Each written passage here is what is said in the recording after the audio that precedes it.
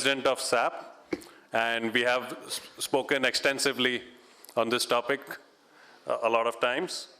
Other panelists, I would like to welcome on stage Mr. Anshuman Chand, Director of Alpha Marines. And Anshuman sir, is there samples of your breaded shrimps today? I would highly recommend it. Last year I tried it, and you'll change your mind about it. So please definitely try it. They're one of the most amazing breaded shrimps you can have.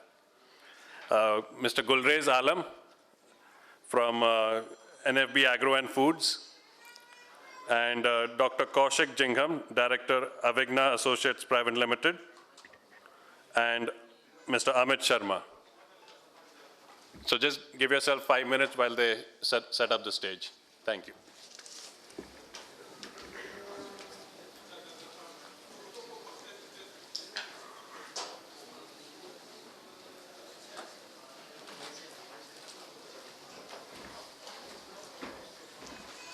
One panel member is not here, Mr. Gulram. Is here? Oh, okay, great, fantastic. So I think if the panelists could please come and take the chair on the dais, we'll get started. So basically the title of the panel discussion, the session is Building Partnerships to Boost Domestic Market. So what I like to do is to provide a small introduction to the topic, and then I like to introduce the panelists to the audience. We have one person missing, Dr. Kaushik. Yeah, he was here. Okay, maybe he stepped out. He'll be back.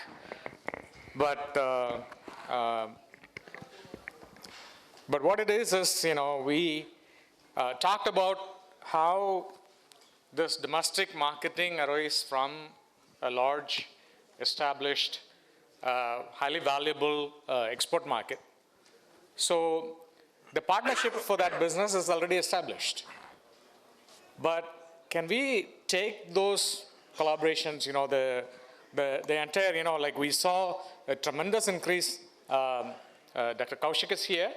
I would like to invite him to come and take the seat. So there has been an increase in the quantity and the quality of the shrimp that we have exported overseas. So this has been only possible because of the partnerships, the buyers and the producers here in India. The government supported it, research institutions supported that. So over a period of the last 30 years, this market has become, I would say, 10 times bigger. This tremendous growth has happened. Now, we don't have to redo everything when it comes to the domestic market. We don't have to reinvent the whole thing.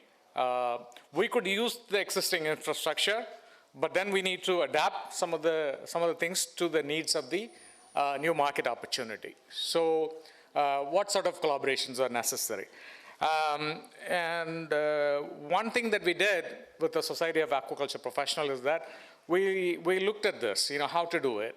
We consulted with some of the marketing professionals. These are pure marketing people. They do not know shrimp much, but they basically said the mantra is that when the general public is not aware of a product, how do you go about it in the domestic market is that, it's going to require a vast amount of investment. Just doing something piecemeal is not going to help. Doing just something and expecting a result, is not going to be happening. It needs to be very well organized. It needs to be funded very well. In fact, they gave a number which was something like 50 crores a year. For about 5 years, you need to do that in order to see significant returns on that investment. So then we actually went to the farmers. We had this crop reviews every year. So in one of the crop reviews, we went to the farmers and we said, okay, so how much are you willing to pay if you want to go for a promotion to the local market? And they said, oh, we can do 50 paisa per kg, maybe 1 rupee a kg. So this was the range that we were getting, between 50 paisa a kg to 1 rupee a kilo of shrimp we can spend on marketing. And if you add that up, it comes very close to that 50 crores investment that you need. So there is expressed interest on the side of the farmers, but what we lack is a mechanism to connect that. Okay, so you are willing to give, but how do we receive the money? How do we organize ourselves? This is the problem. I think we are working individually, but we're not working collectively to achieve this objective. So the purpose of this panel discussion is to bring in experts from these different areas of production as well as the logistics and ask them this question, like how do we work collectively? How do we go about it? You know, that's the whole objective of it. I would like to first introduce the panel members, and we have here close to me, next to me, is Mr. Anshuman Chand. He is someone who has worked in the entire production chain. He started his work at Hindustan Lever, largely involved in the production. He's a professional fisheries graduate, having an undergraduate degree from Odisha and a MFSC from the Central Institute of Fisheries Education in Mumbai. He had an MBA, and he has worked in all these different, the entire value chain. But of late, mainly focusing on the processing, product development, and he's currently working for this company, Alpha Marine, that is involved in producing products, ready-to-eat products for Japan. You know that it's one of the sophisticated markets, and to be able to send a product that's ready to eat requires a very high level of standards. So he's familiar with that. So we have Mr. Anshuman Chand, and then we have Mr. Gulras Alam. And Mr. Gulras Alam is currently working for a very interesting name company, Nothing But Fresh. And he's heading that company. There is apparently meat involved in that. I think we're going to dig deeper and find out what exactly he does. But previously he was business development director for IB. And IB Group is well known for its integration, poultry integration. They were one of the first pioneers in the fish feed production. They were doing extremely well now in pet food. So he would have had that sort of a view of how to do it. From the poultry integration side, we can take a lot of lessons, for this domestic shrimp market. And then next to is Dr. Kaushik Jingan, and he's basically from the hospitality side. He has a degree in management, including a PhD. And he has worked for the last 40 years in procurement, mainly for the hospitality sectors, which the hotels, restaurants, bakeries, and so forth. He has worked in that sector, so he brings in a lot of experience on the logistics side, how to buy the shrimp, especially from the hospitality industry. And he's a board member for an association. It's called the Procurement Managers Forum. He's a board member in that organization. He also has his own consulting firm. So he brings a lot of valuable expertise on the subject of procurement. And finally, how do you send the product to the market? Cold chain is very important. So we have Mr. Amit Sharma. Basically, he's an engineer from Punjab Technology University and has an MBA from Symbiosis. He has been working in different industry, different sectors, but right now he is involved in a company called IndiCold, and IndiCold is basically a company that is doing end-to-end cold chain logistics. I think it is warehousing as well as transportation involved in the cold chain part. So we have 4 people with diverse experience. They can bring a lot to the table. So what we will do is we'll start with Mr. Anshuman. I have some questions, but I would like to each of the panel member to provide a little bit of the context, relating to the theme of today, and then we can go into the specific questions. Yeah. Okay. Yeah, good afternoon. Good evening, rather. See, when we think of India, the consumers of India, and the product is shrimp. The entire consumers, out of 140 crores, we have almost 999 million, that is around 99 crore consumer we do have who eats shrimp, who eats fish. All are fish consumers. That is almost 100 crores. 100 crores people or consumers in our country can eat fish. They are fish consumers. All these consumers, in their mind, what is the concept about shrimp?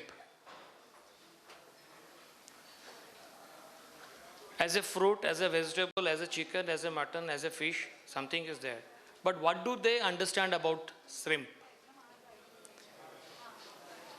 In last 50 years or last 40 years, what we have sold in the Indian market as a shrimp,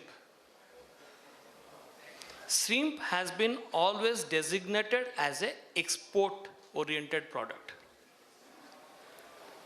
Any shrimp is produced by the farmer, straight it goes to the processing factories for the export purpose. When we don't export, when we cannot export, or the quality doesn't match with the export, we sell it in the local market.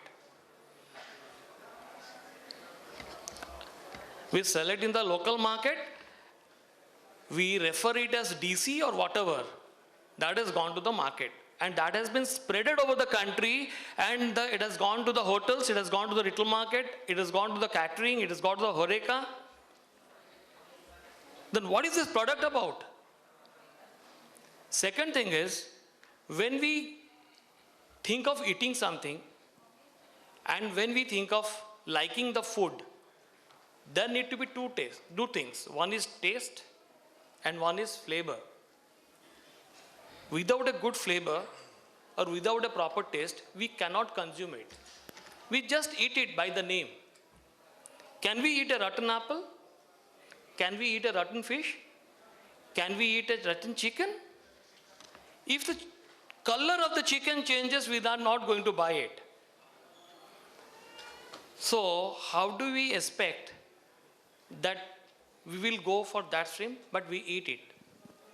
Generally it is available. Even today in the afternoon, I don't want to comment, sorry for the word. When we are eating the shrimp, there was no flavor. Whether it is a rubber, or it is a chewing gum, or it's something else, we don't know. A food cannot be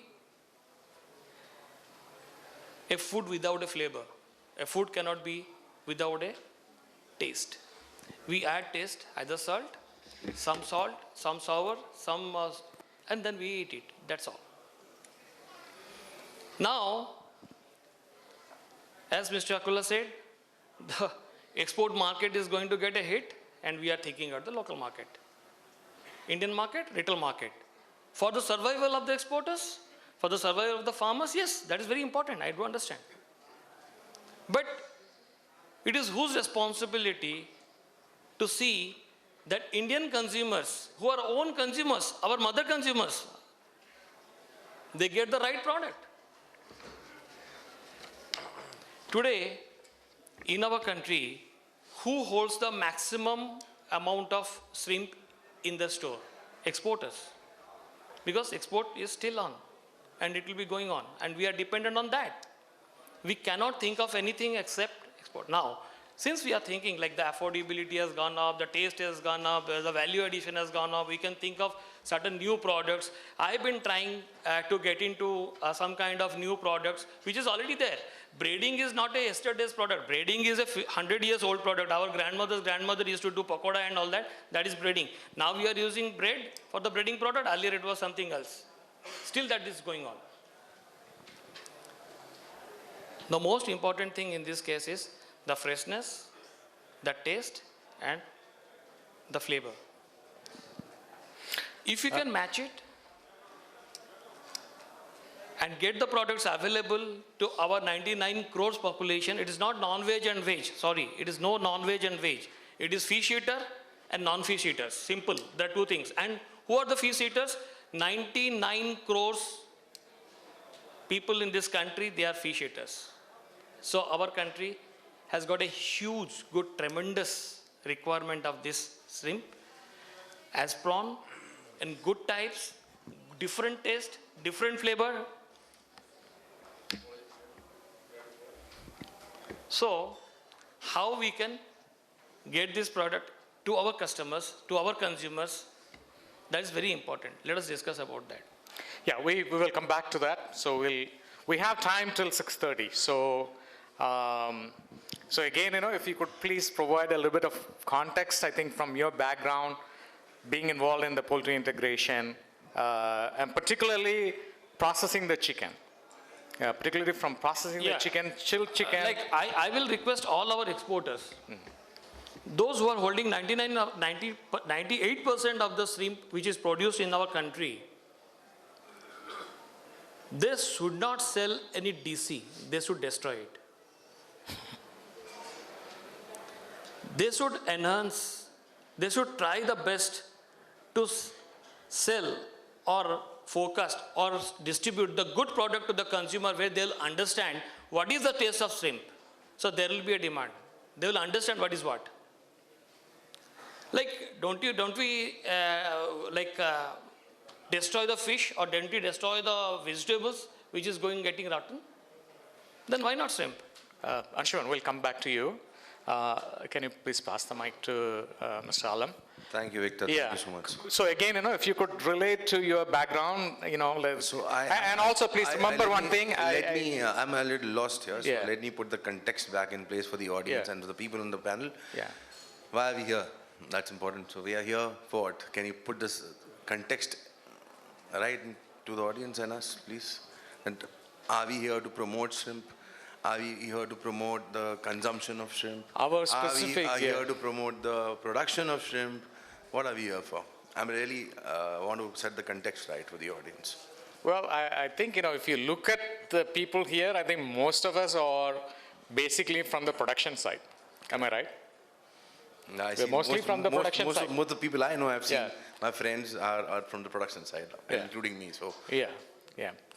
But then, we want to look at, what we need to do to build those partnerships. And I'm very promising to see a lot of names here in related to the retail of shrimp here and connected to the food industry and hotel industry and catering industry. Yeah. That is where our strength would be and would lie, and that's why we see a future going towards India. So coming back to the context that how we can improve the consumption of shrimp in India for making shrimp production sustainable so that all the producers, as we say, are here, are sustained. And we have a sustainable shrimp culture and the shrimp production in our country. India being one of the largest producers of shrimp, now after Ecuador, I would say, we have pride to be the largest producer, but it will not sustain much longer until we start consuming it. And it has happened to all the meats. It was not the case with chicken as well, what we have today, where the chicken per capita consumption in India is around 4.5 kg, 4.8 kg, what people keep debating. However, we say it's around 6 kgs per capita. And it needs a lot of improvement compared to the global standards in the developed countries, which also hail their numbers to until around 42 kgs per capita. So is the case with shrimp as well, what my friend Ramakant portrayed on the screen with 3.2 kg somewhere and somewhere 4.2 kgs and 3.7 kgs in the developed nations and the European nation, the US. India is 0.54, what Rama was mentioning in the presentation. However, this needs to be significantly improved because we have a lot of population, as what he said, and it's the fact. We should play upon our strengths of population. The only drawback with our population, what he also mentioned, we agree, and second, that the earnings and per capita earning, the GDP is a little lower on our side. This is a little costly or a luxury food. It finds its place only in a luxury segment of food. A dish in a 5-star of a very good, large count of shrimp will not cost than 4,500 rupees on a 5-star hotel. And that could be the sum of the entire bill for 4 people if you want to have, a good meal in a 5-star. So that's a difference. So we want to actually put the cost down. And I would request our young chefs here who are present, what I think they are in the audience, and the food industry per se, to start this, target this in the 5-star hotels and the food chains, because they are looked up upon from the food industry perspective. What is served in a 5-star, any small 3-star would want to serve that. Any small restaurant would want to serve that. Any small hawker would want to serve that. So they set the benchmark and the standard for the food, for the people and the consumers in the country. This is exactly what has happened in our chicken industry. So once we have the best tandoori chicken in a 5-star, that comes down to a small tandoori on a hawker side, and which is served at 150 rupees a piece used to be, which is served around 800 rupees in a 5-star then, which is now 1,500 rupees in a 5-star, or probably 400 rupees on a normal hawker's price. So this is how the industry evolves over the period of time, and it takes a lot of effort. It's not the contribution only our government bodies would do it, or APIDA would do it, or ICMR would do it. It's a joint effort. We have our government of India, which supports now in every business segment and vertical. The biggest strength is our animal husbandry as a ministry, which has been separately set up almost 6 years back now. It is focusing a lot in development of our livestock industry. And with just not livestock, it is also focused on processing, and with now MOFPI coming in together with livestock and livestock and animal husbandry business and processing, it's giving a lot of push and support to all the entrepreneurs who want to actually focus on processing any kind of meat, whether it be chicken, whether it be shrimp. It's the right time and to ride the journey of this industry.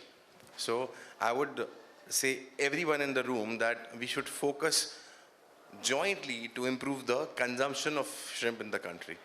Until and unless we have this consumption, we see a lot of business being burned and a lot of players in the market, from feed industry per se or processing, going out of market because of lower exports, lower demand of exports. And this is how it happens. The demand has been in the US or in the Europe. They were making us produce in the cheaper. When their market is set, they'll start producing themselves. This is what the US does for the mineral oil. They have a lot of deposit, they buy it from somewhere else. When other people exhaust it, they'll start theirs. So this is the normal scenario from the consumer side from the other countries. And this is what will happen to India.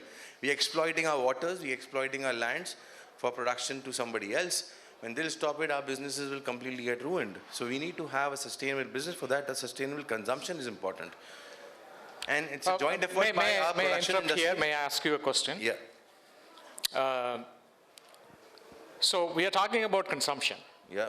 Consumption is like the ultimate one. Okay, so the consumption could be somebody, buying it for home and then cooking it at their house. Mm-hmm. It could be they going to a restaurant and having a meal with shrimp in it. It could be any of that form. But how do we take from the producer to that point? That's where, I mean... It's a very, very nice question to perspective. See, if you compare it with chicken business, it's actually just the opposite business.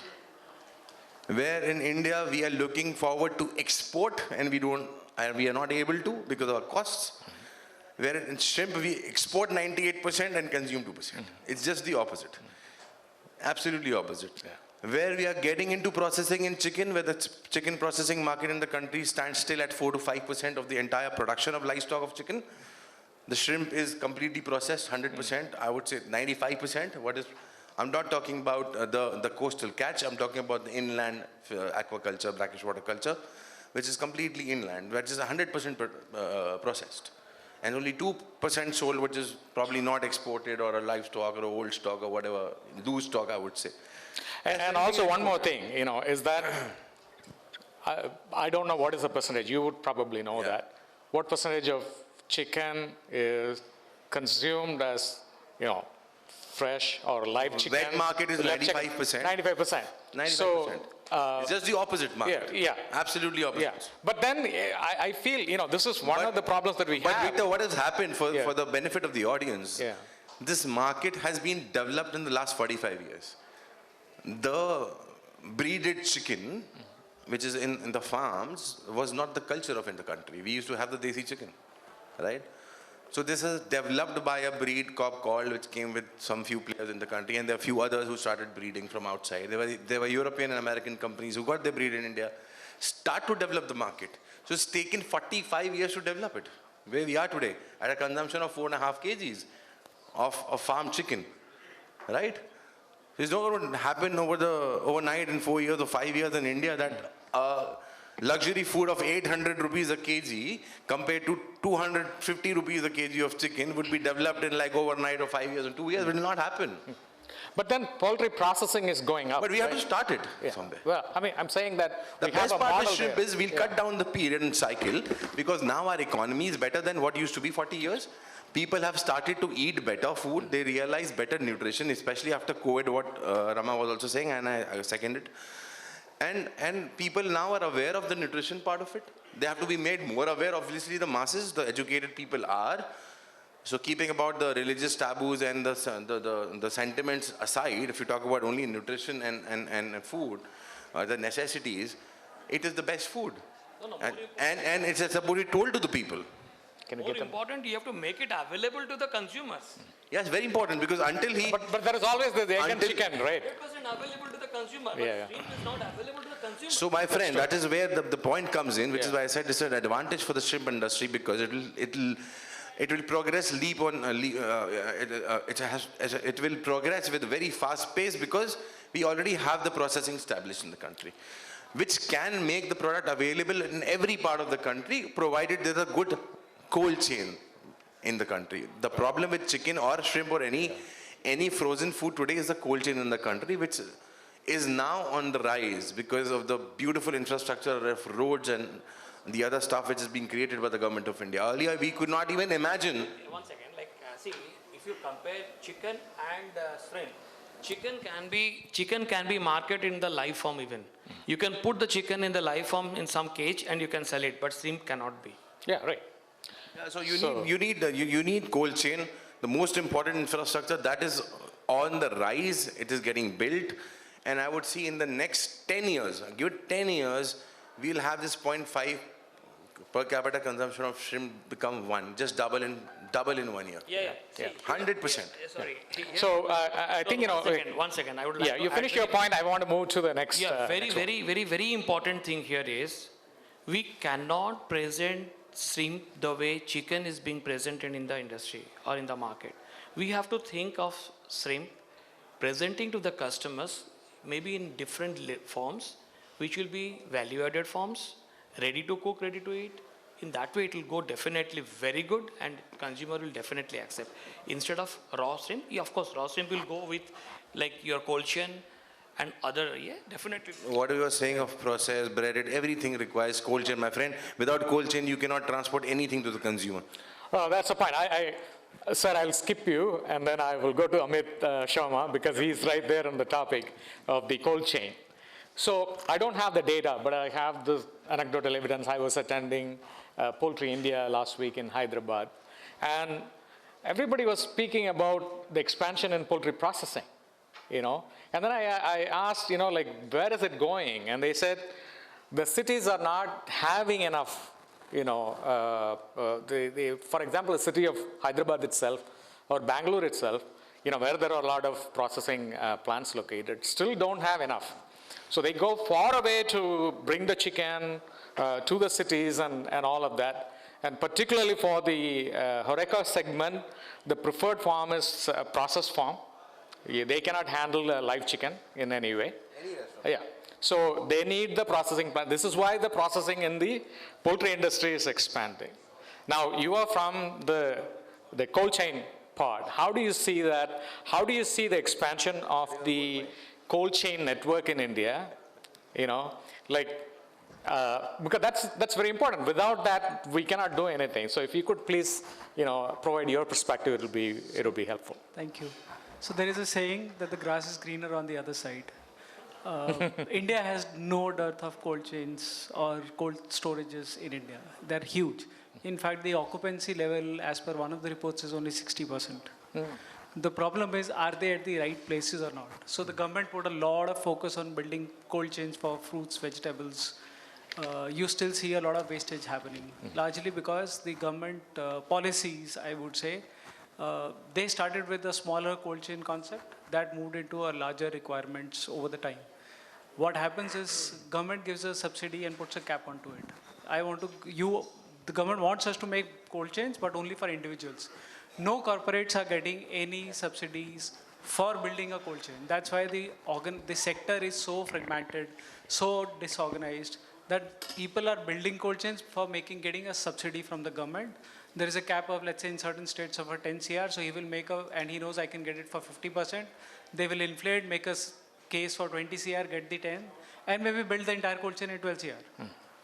And he has absolutely zero interest because he knows he can sell it for, let's say, maybe 4 crores, 5 crores down the line. The land is at least appreciating. So is the interest of that unorganized player is into the land bank, which is getting generated. So one on his name, one for the wife's name, one for father's name, mother's name, all of these that is how the building cold chain. So India has close to about, I would say, by 2028, the revenues expected from cold chain industry of all the food which is moved is close to about 400 lakh crores. That's huge. I don't think so any industry And are they evenly distributed, or there are... They are present across the country because every state has given subsidies. Because East, the I would production still say, is coming up big time because the interest in the eastern part of the country has now generating the consumerism has improved. But there is no dearth of cold storages. The problem is, are they the right cold storages? That is the problem. None of them either, they don't maintain the supply chains, they don't maintain temperatures, they break supply chains, which results in a product which is not right. And most of the procurement guys end up focusing only on one price, which is cost. If you start focusing only on cost and not the value addition the supply chain is doing to you, you will always be losing. I have seen ice creams, you see that you will receive ice creams even from Big Basket or even from the e-commerce players. They are melted because there is a supply chain which is getting broken big time and nobody is caring. So when we start looking at a supply chain, when we got into the industry 10 years ago, one of our clients is into a dairy industry, one of the big butter companies. So for the first time when they stored with us, we got a call from the company. It says, "What have you done to my butter?" And we were a little scared, of course. And this says, "We have never had this quality of butter stored in any cold chain for the last 15 years we have used. This is the best quality which we've got because if the product is right, even for an intermediary, their entire production improves. Their efficiency on their production improves, lowering their overall cost. So you have to look at the entire supply chain, how it adds value, rather than looking at how much per pallet or per metric ton or per kg cost it is going to be. That's the most important point. People keep on looking at only one thing, and you have to look at the entire thing. So supply chain is not a problem. Are the consumers looking to buy that product? Even if I ensure that the companies ensure that the product is available and let's say even at tier 3 cities, is there consumption there? There is no consumption, hence there is no demand, and hence the cold chain is missing. It's a cycle. Okay. You have to first market the product and then ask the relevant industries to pitch in. They will all. Look at potato, it's huge. The cold chain industry is huge. For meat, it is huge. It is because there is demand. And that's what makes a game changer. You market your product right, and the cold chain will follow. or the entire infra will follow. But you say that already there is a cold chain that underutilized and, could be used. Absolutely. 60% utilization in India. Oh, great. That's a take-home point. Can we, I will, let's finish. I think the next part is the procurement, which is a very important part. We're talking about the production, the chain, but ultimately buying. Sir, your background is on the buying, how the hotels buy, how the restaurants buy. You have the experience in that. Can you tell us on the shrimp purchase, what is driving these restaurants to buy them? What are all the difficulties that they are facing in buying shrimp? And where do you see that gap exists, where we need to serve? Thank you, Victor. And first of all, I must say thanks to you for coming to me at last, because I am the last consumer. I'll be very honest and blunt in making the statement that in my entire life of procurement, no shrimp buyer has come to me that we are shrimp producer or shrimp processor, you buy shrimp, you promote shrimp. While saying so, I'm saying you have a product, you have the cold chain, you have everything, but if you have not targeted your clientele properly, you have not synchronized on that and work vigorously on that, you will not be able to. If you're looking at domestic market, it's fine, or export marketing is fine. 60% when we are talking about the figures from here only, 60% of our own population is non-vegetarian. Out of which, if I come back to that, how many of the seafood go for seafood? And out of seafood, how many are going for shrimps? If you look at only I'm coming to the point of only seafood, your major consumption goes to fish.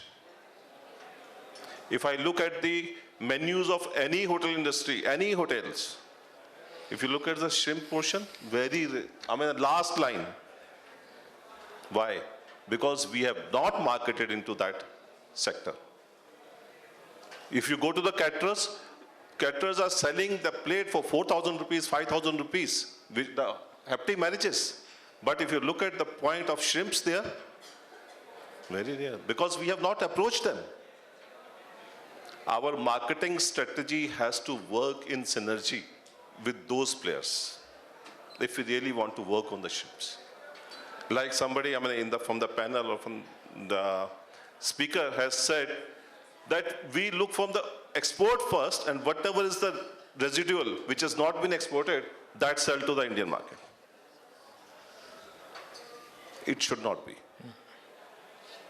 We should have the ethical business wherein we should go first what we are giving to whom. And we should make our product according to our client's requirement.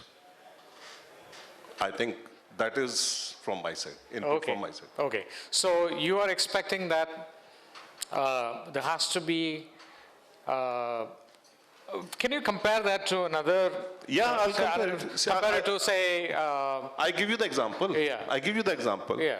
Chicken suppliers, I have so many competitors who comes, showcase the things. If you look at this, any other product, butters, like he was talking about butter, you have the competition. People come and talk to chefs, we are organizing a show, we are doing this, so that the chef also have the interest on that. Yeah.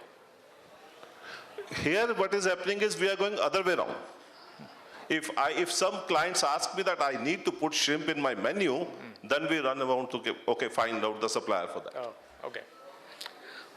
So you can see the issue. So we are complaining that there is a lack of a market, but there is a demand that we are not meeting. So again, this is time to think about it. Yeah. The consumers will understand the value of shrimp. See, everything will improve accordingly. Yeah. It is as simple as it is. Like, let's say Punjab. Like 10 lakh, let's say so 50 lakhs consumers, they understand the value of real shrimp, the logistic will go up. And it is like everywhere in the country. I'm talking like It is not shrimp, non-vegetarian. It is a fish eaters. There are 100 crores fish eaters in our country according to ICR. Am I correct, sir? 100 crores consumers who eats fish. Why can't they eat shrimp? Anshuman, I have one question for you. I have a question for you. Product form. Okay, so there is this, for exports, frozen. You know, there is no other choice, right? We have to go for frozen. Now for domestic, exact opposite. You know, people don't like to go for frozen unless you are well educated, know how to handle a frozen product, then you can go for a frozen product. But people usually, you know, would typically prefer a chilled product, you know, not the frozen. Probably they're going to store it for a long time. They bring it home, probably cook within a few days, and things like that. Now, you are involved in the processing side. What do the typical seafood processing company, exporting company, is not the right company to do the chilled product, unless, you know, they want to do it. In the current infrastructure, you cannot do that, right? What do you recommend that we do for the domestic market? Before I answer your question, Yeah. I will definitely emphasize in one thing. See, this is again a mindset that people doesn't want to consume frozen products. It is there in the mindset. It's a gap. See, the entire food industry, hotel industry, everything is going to be preserved. Whether either in a frozen form or is in a preservative form or a retort form. Am I correct? Absolutely. If it is in a frozen form, like all the masalas, all the gravies, all the sauces are all in the frozen form. So this is what is happening. Maybe you are going to a restaurant, you don't know the kind of gravies or this sauces, what you are consuming, is it in frozen form? And why it is in a frozen form? You don't think that the frozen shrimp or frozen meat or frozen chicken is going to lose its taste? No. It is again coming back to the awareness among the consumers. The frozen is the best form. And where, in which degree, in which temperature it is being frozen? It is frozen in the temperature of -40, physics says. -40 goes, there will be less crystallization, the product is same as it is when you thaw it. Who is going to lose? The producer, the manufacturer is going to lose, because we are going to put extra weight to match the weight. Suppose we are packing 10 kg, we have to go for another 2% or 3% more so that the consumer will get the same net weight. So the question is, when there is no change in the taste, no change in the flavor, no change in the quality, you are going to get the best quality, and the temperature, which temperature is going to reach you? In -18 temperature. When it is reaching USA after 45 days or 60 days and going to reach you after 3 days, where the taste is going to change? It is adding few costs. Right. Chilled, fresh, those are lucky who are living in these coastal areas, they will get it. Those who are not living in this coastal area, they have to depend on that. Otherwise, they'll get the rotten shrimp. Anshul, I just want to add on to your statement. Why there's a thinking that frozen versus non-frozen? Because we have not educated our clientele accordingly. Awareness is not there. True, I mean, Okay, and the point is, even when the people ask for the fresh, not the frozen, as an hotelier, I have brought it from the coastal areas by flying that, because my guest requirement is that, irrespective of the cost. Yeah. And I want to clarify one more point here. Those days has gone when we were talking to the cost. Cost cutting is no thing in the industry. It is the wastage cutting. You have to cut down your wastage, not the cost. Because the moment you start cutting down the cost, you will compromise with the quality. Yes, absolutely. So that concept has to be clear in everybody's mind, that no cost cutting, only the wastage cutting. We are ready to pay any cost, right time for the right product. Here, I'll add up again. You asked the question like, what is the standard to be maintained in the processing? Yes, for the Indian consumers, even the same standard.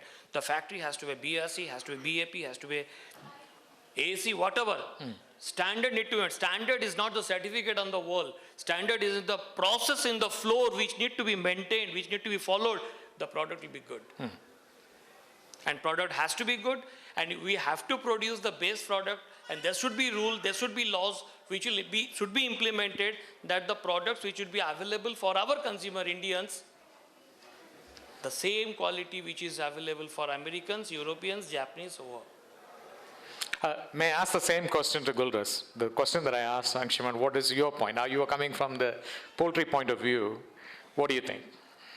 See, I would take it differently because, see, the scenario is very different.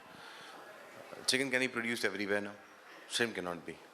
If it has to reach all the customers and consumers, it has to be in the cold chain. He said, okay, eat frozen. In a household, a frozen truck will not come and deliver 1 kg of shrimp to him, right? You have to have retail also, which caters to the frozen cold chain. So that cold chain is very important. This is not building a cold warehouse. It has to be the factory, it has to be the logistic, it has to be the secondary logistic, it has to be the hub, it has to be the retail shop. It has a lot of points involved in the cold chain, and all has to be built well. We don't have that today. We are deprived from the chicken industry of not having the freezers. Forget about freezers, the chillers, not even the freezing chests. And any retail shop, we don't have them. Once we need to put, and who will well the cat? You can't tell a retailer who's probably selling 4,000, 3,000 rupees chicken, earning 1,000 rupees maximum in a day, to put a 50,000 rupees chest freezer in his shop and then load his cost. No, he will not do it. So who has to do it? You have to learn from our American players, Coca-Cola, Pepsi. Go put fridges, freezers. If you are producing, invest in the retail cold chain. If you will not invest, it will not develop. Today in a village, you would have a Pepsi Cola bottle. How is it available? Through their chain, right? Supply chain logistics. Who would imagine 40 years back a Coca-Cola bottle or a can would reach a village in India which is not even having good food to eat? It is available because of the cold chain they have built themselves. They did not have it in India.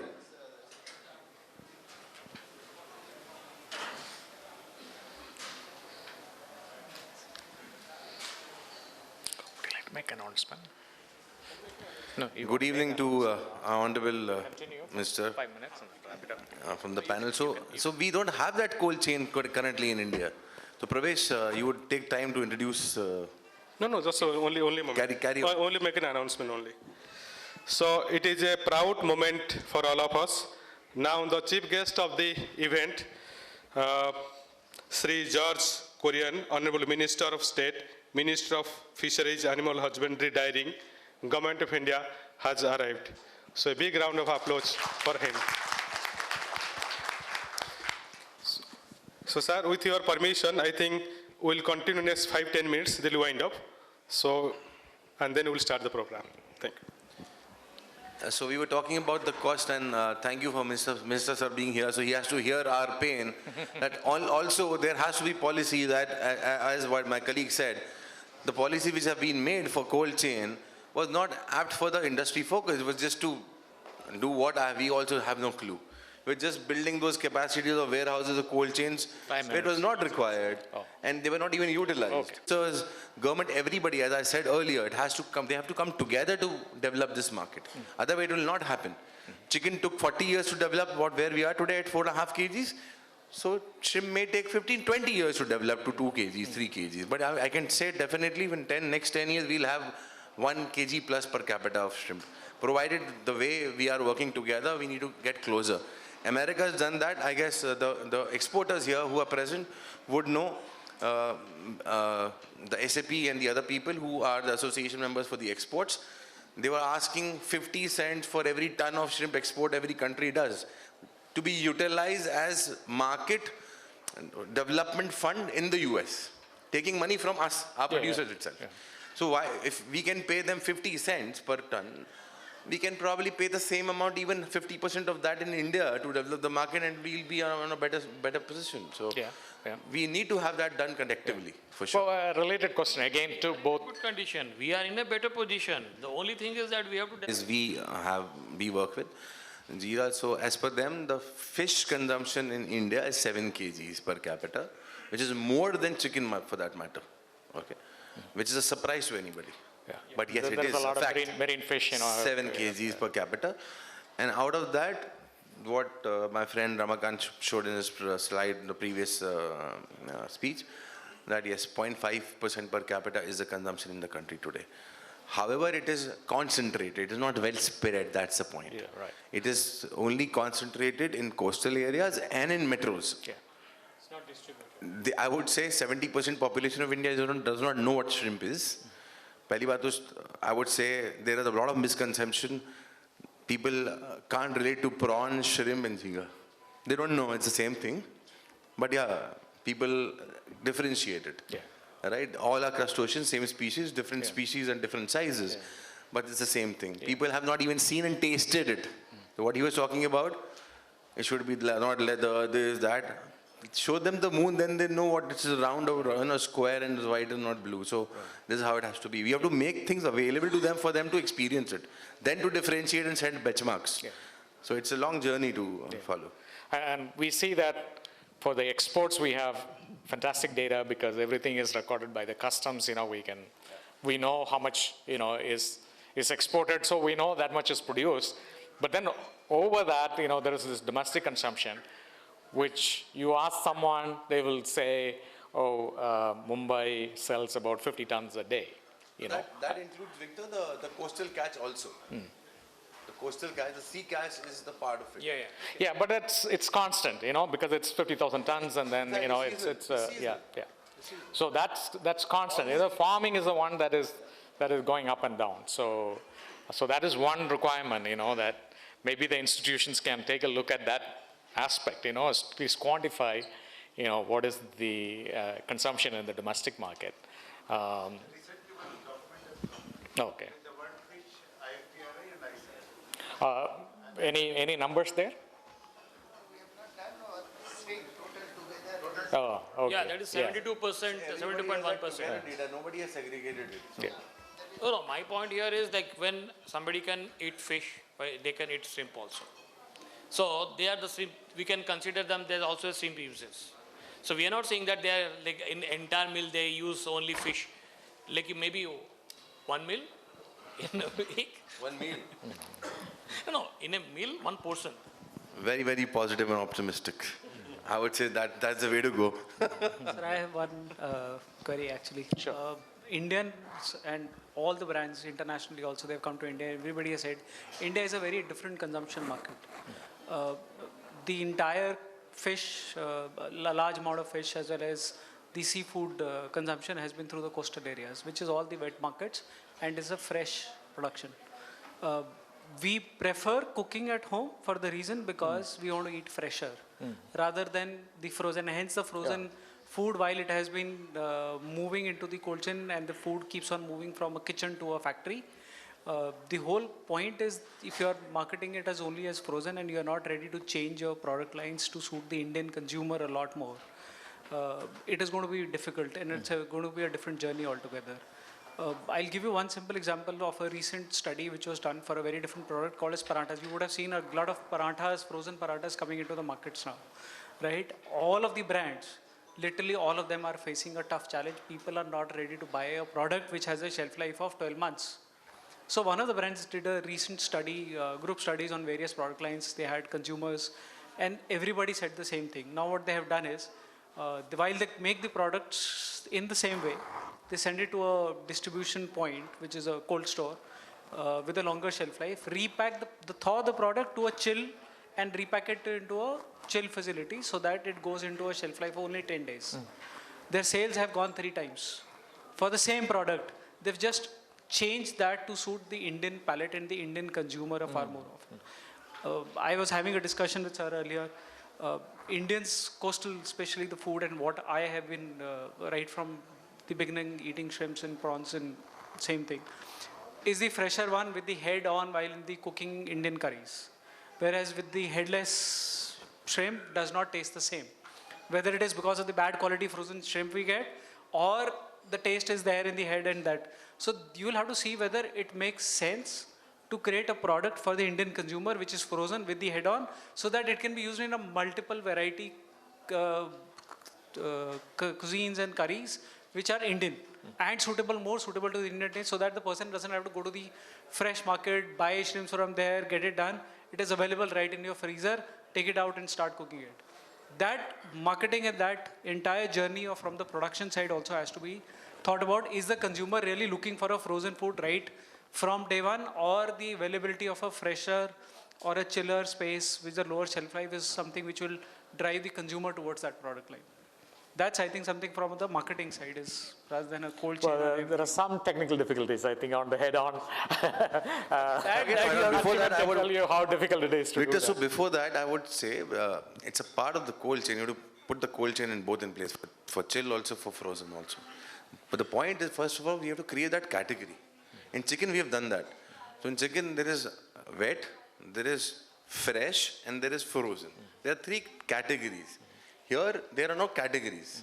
Here it's only chilled in shrimp. This is not live, right? From the time it is farmed, it's supposed to be chilled and then frozen later after processing. So there are only 2 categories. But how far you can carry and increase the shelf life of chilled is a point. Like chilled chicken cannot be on shelf beyond 5 days. Maximum, this is what we get in India. People are trying their best to have it 7 days to 8 days with different cost which is involved. I won't get into it. It started from 3 days. Now it is 5 to whatever market we have. But frozen we have 1 year or 2 years. Different category altogether. So is that category now available in shrimp? We can say yes, it is, because it is either fresh in shrimp or frozen. There is no live. So we are saved.